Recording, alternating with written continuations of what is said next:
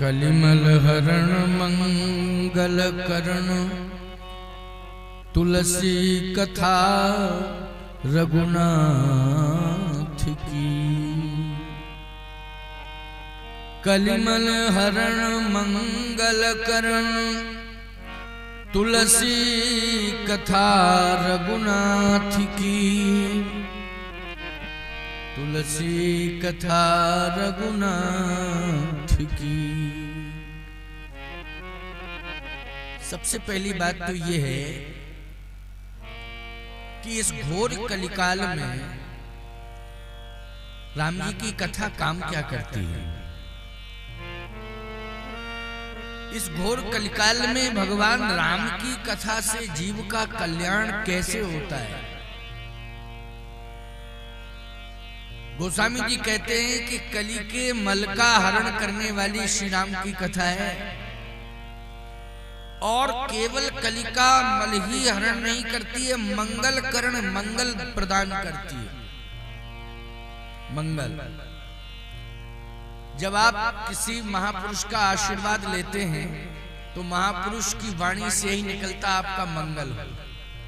क्यों? यही आशीर्वाद में कहा जा रहा आपका मंगल हो। मंगल की कामना लेकर के ही आप किसी तीर्थ में जाते हैं कि हम तीर्थ में जा रहे हैं, हमारा मंगल होगा। हम कथा कर रहे हैं, करवा रहे हैं, हमारा मंगल होगा। हम कथा सुन रहे हैं, हमारा मंगल होगा। हम यज्ञ भगवान की वेदी पर बैठे हुए, हमारा मंगल होगा। हम यज्ञ भगवान की परिक्रमा कर रहे हैं, हमारा मंगल होगा।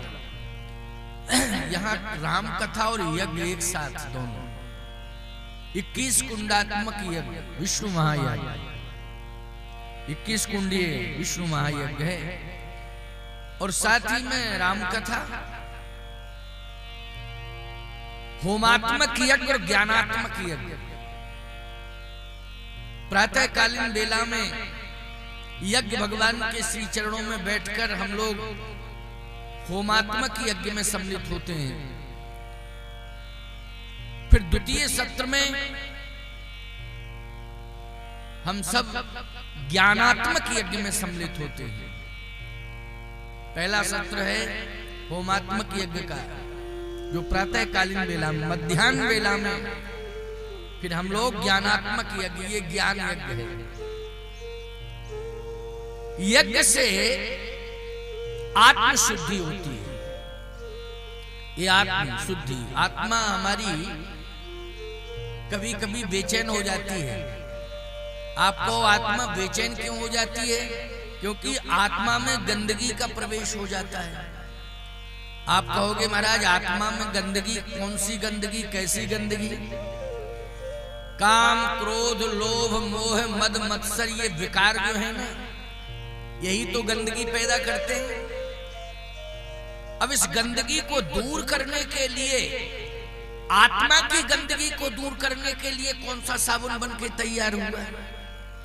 किसी फैक्ट्री में कोई साबुन ऐसा बना है जो आत्मा की गंदगी को साफ करता हो।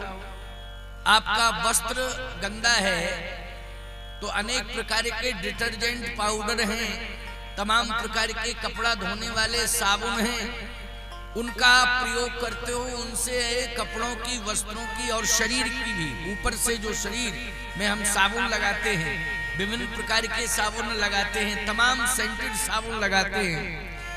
इसमें सुगंधी भी आ जाए। सेंटेड साबुन लगाने का मतलब क्या है? शरीर के ऊपर की गंदगी भी दूर हो जाए और शरीर में सुगंध आने लग जाए। लेकिन मैं एक बात कहता हूं, साबुन में जो सेंट पड़ा है वो आपके शरीर को कितने घंटे सुगंध दे सकता है? सोचिए जरा। अच्छा, वो सुगंध शरीर में दे सकता है घंटे, 2 घंटे, 4 घंटे, जितनी क्षमता उसमें होगी।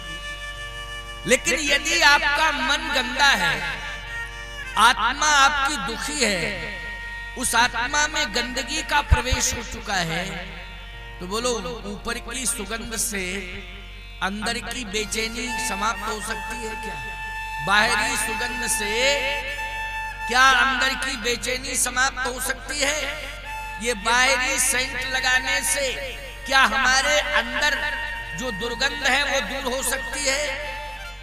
नहीं नहीं। याद रखना, शरीर की शुद्धि के लिए हम पानी का प्रयोग करते हैं, लेकिन आत्मा की शुद्धि के लिए हम संतों की वाणी का प्रयोग करते हैं। संतों की वाणी के माध्यम से ही आत्मा शुद्ध हो सकती है।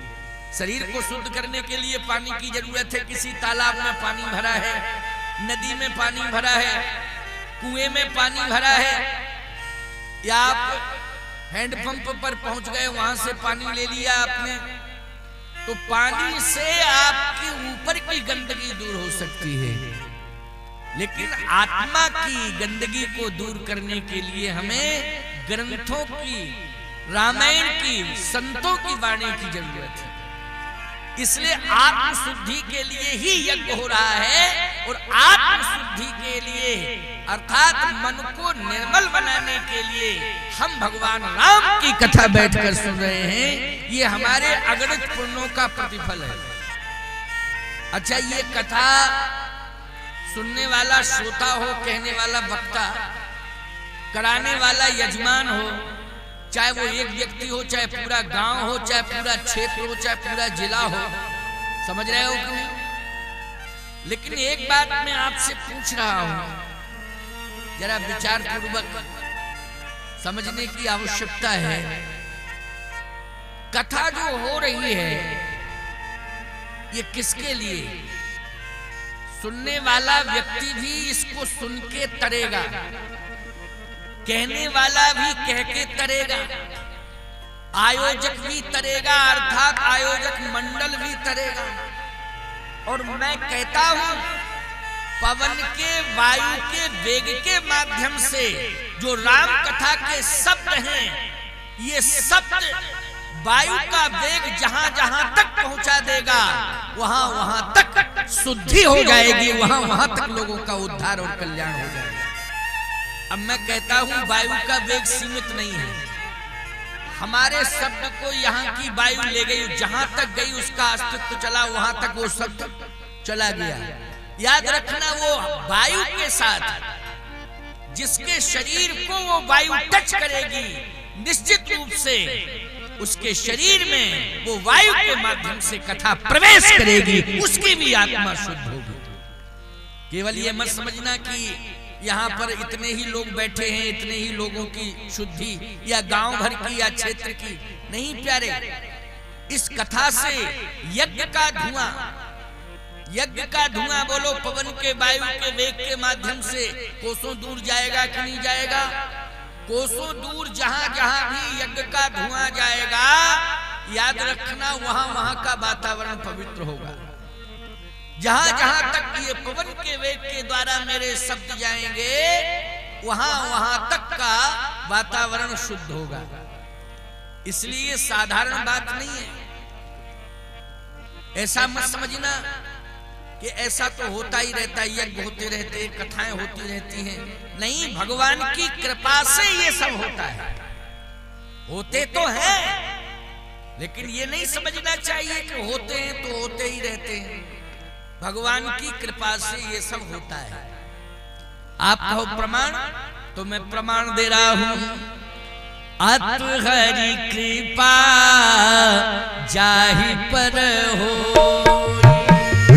अत हरि कृपा जाहि पर होई, अत हरि कृपा जाहि पर होई,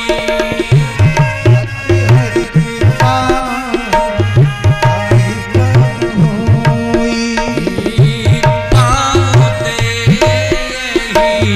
मार्ग सोई।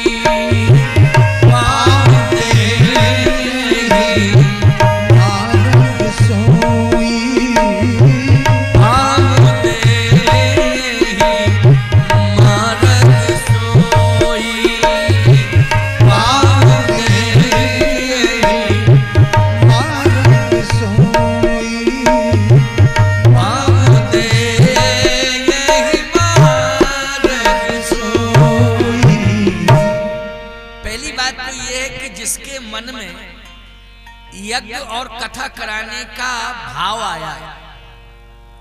याद रखना, ये निश्चित रूप से समझ लेना चाहिए, उसके ऊपर भगवान की कृपा हो गई। जिसके मन में भी ये भाव आया, सहयोग करने का भाव जिन लोगों के मन में आया, उनके ऊपर भगवान की कृपा हो गई। जिस गांव में यज्ञ और कथा हो रहा है, ये कार्यक्रम हो रहा है, उस गांव के ऊपर भगवान की कृपा हो गई। क्यों भाई, हो गई कि नहीं हो गई? इतने प्रकार की कृपाएं एक साथ जुड़ गई हैं। फिर एक बार सुन लीजिए, अत हरि कृपा जाहि पर होई, पांव दे यही मार्ग सोई। ये तुलसीदास जी की चौपाई है। ये मत समझना किसी साधारण कवि ने लिख दिया। तुलसीदास जी महाराज भी कहते हैं कि रामचरितमानस में 7 कांड हैं। इन 7 कांडों में न तो मेरी बुद्धि से कोई दोहा लिखा गया, न मेरे विवेक से कोई चौपाई छंद सोरठा। ये मेरा विवेक नहीं है। सत्य कहो लिख कागज कोरे। फिर ये इतना बड़ा ग्रंथ लिख कैसे गया? तो तुलसीदास जी ने कहा, सपने वो सांचे वो मोह पर जो हरि गौर पसाओ। भगवान शंकर और मां पार्वती जी की कृपा मेरे ऊपर हुई है, इसलिए ग्रंथ लिखा गया।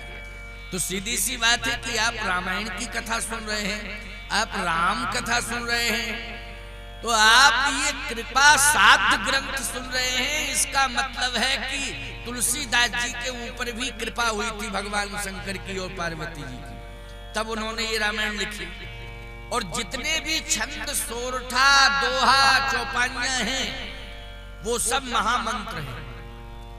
क्या है? महामंत्र हैं। तो सीधी सी बात यह है कि भगवान की कृपा जिसके ऊपर हो जाती है, उस व्यक्ति के मन में यज्ञ और कथा कराने का भाव आ जाता है। और जो लोग सहयोग करते हैं साथ में जुड़ करके, उनके ऊपर भी भगवान की कृपा हो जाती है। जिस गांव में होता है उस गांव पर भी कृपा हो जाती है। तो एक साथ इतनी कृपा है, एक साथ